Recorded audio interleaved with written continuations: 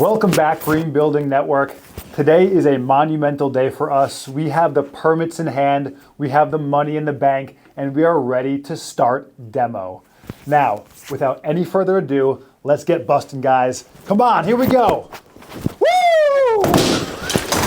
Guys, hold on. Stop. I know it's almost time for demo, but there's a lot of stuff to make sure we get done, to make sure this goes safely, effectively, efficiently. Let's go through the prep, let's go through the steps, let's talk about the phases we're gonna do to make sure this is a safe, effective project. And did you really say busting time? I'm gonna have to censor that out. All right, guys, everyone gets one swing.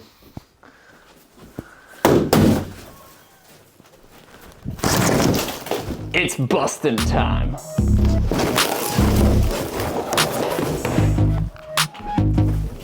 Jesus Christ.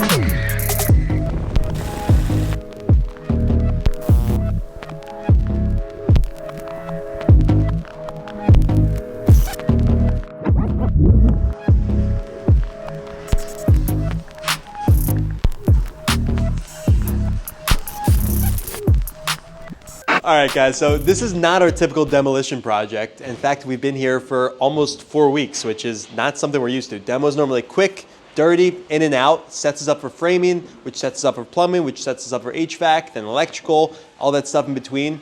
Not the sequence we're following, so it's a little bit choppy. We want to fill you in on some of these details. So Adrian's gonna talk about a little bit what we've got going on, why we're doing it that way, and some of the tips and tricks. So it's actually been really great working with Demo Solutions because Steve is awesome at keeping his team tight, compact, and able to stay kind of where we need them to be.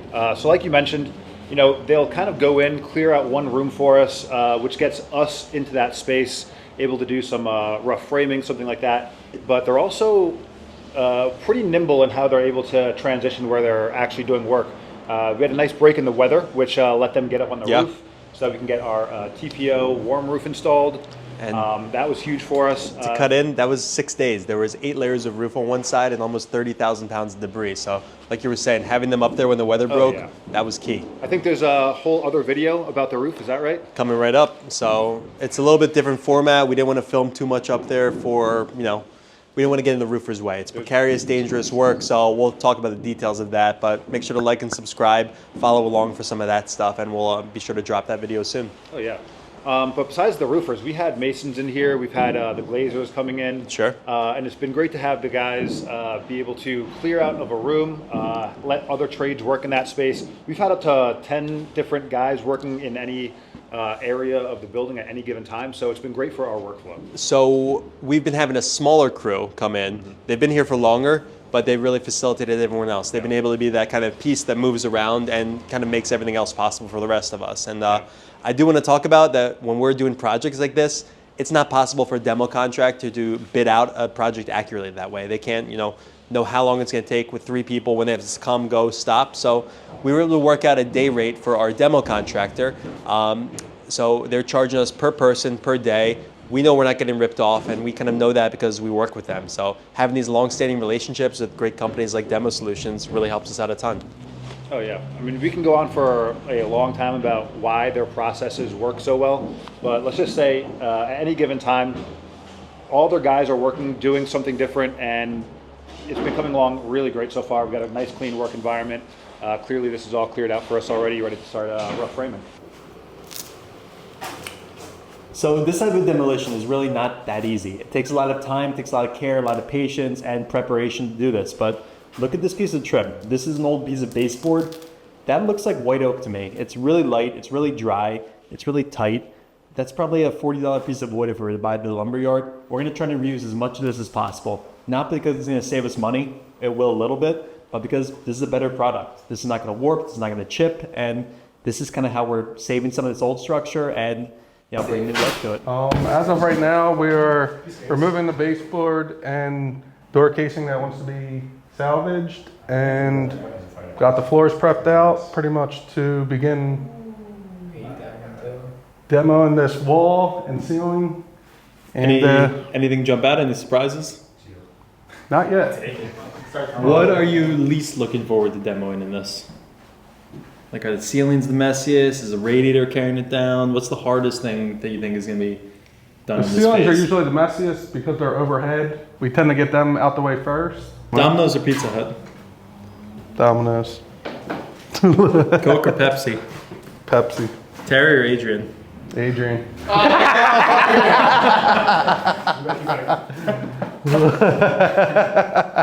This is some bullshit. Also, what if we tape the microphone to the spray can?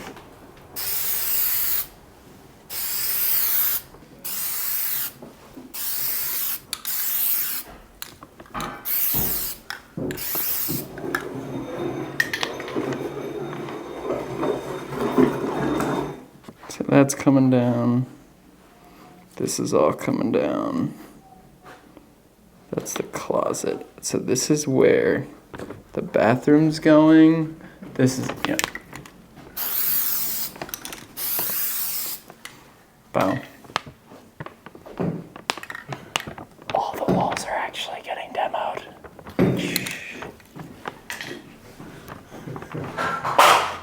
No, but actually we are going to be removing all of the plaster or beadboard wallpaper that are on all of the walls in this half of the building, or in this apartment.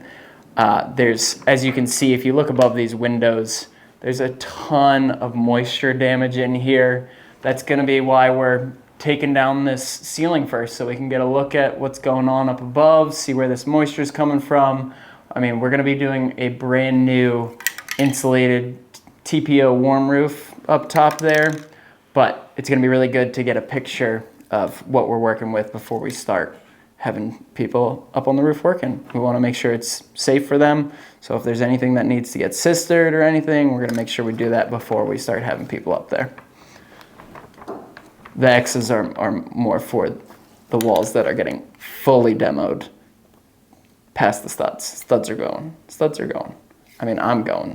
The first thing that we're gonna be doing in the demo process, besides salvaging existing baseboards and door casings, is taking the ceiling down.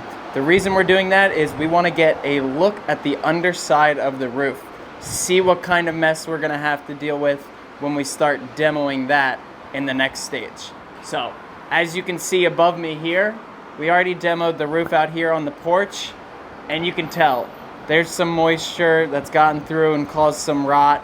There's some running, roofing asphalt that's coming through the seams of the decking.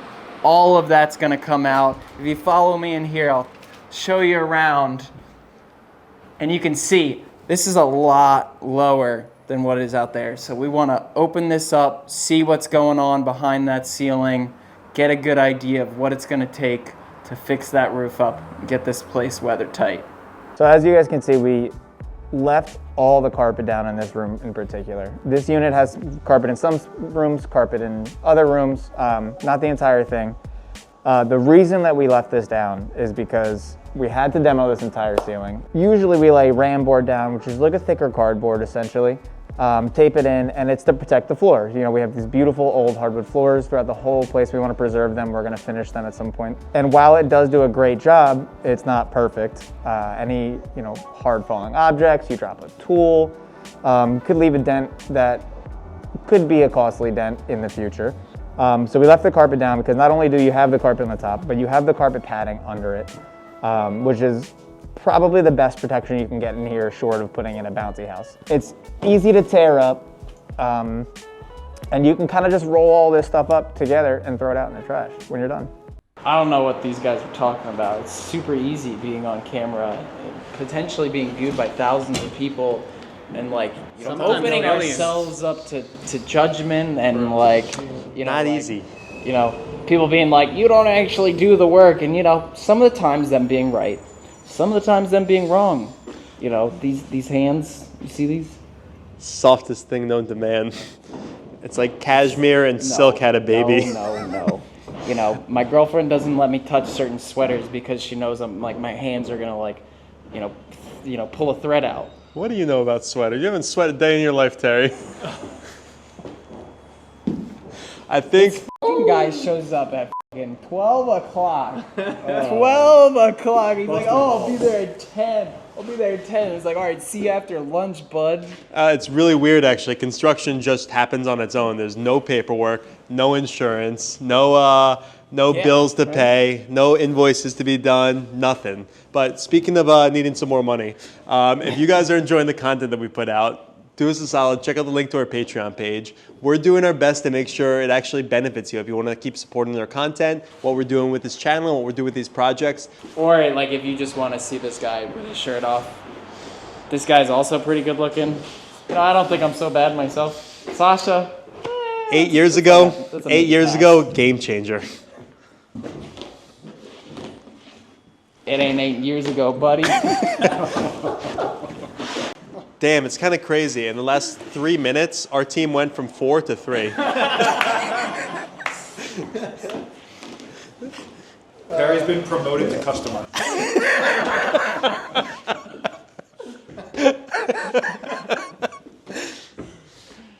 RIP. Check out all this copper that's coming out.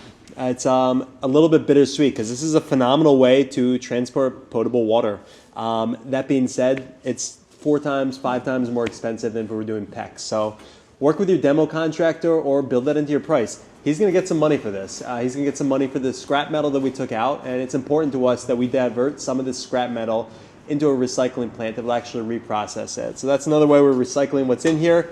This has value, not that much, but buys gas for the truck, buys lunch for the crew, and it's a good way to give it a second, third, fourth life. I know everyone's always saying that knob and tube is perfectly safe and can be, you know, a great system. Look how easily this breaks in half. Damn, that's easy. All right, maybe I couldn't snap the knob and tube in half that easily, but this is not sufficient to power your house. We're gonna do another whole video on the electrical systems going in. That's quite a ways away, but every knob and tube system I've ever seen, full of splices like this. You know, that doesn't fly these days. You need your splices to be in a junction box, and it needs to be serviceable too. You can't just bury this stuff, because if this connection doesn't last, not for lack of electrical tape, you know, how are you going to find that?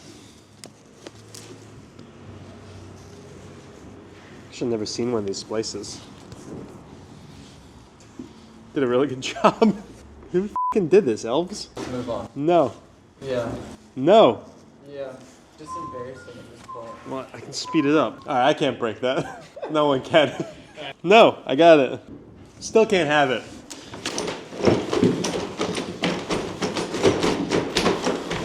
So this is the dirty side of salvaging things.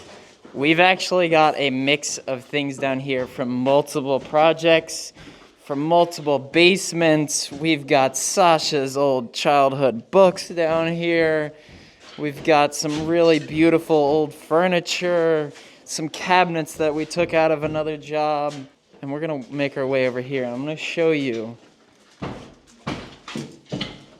what our salvage game is looking like right now.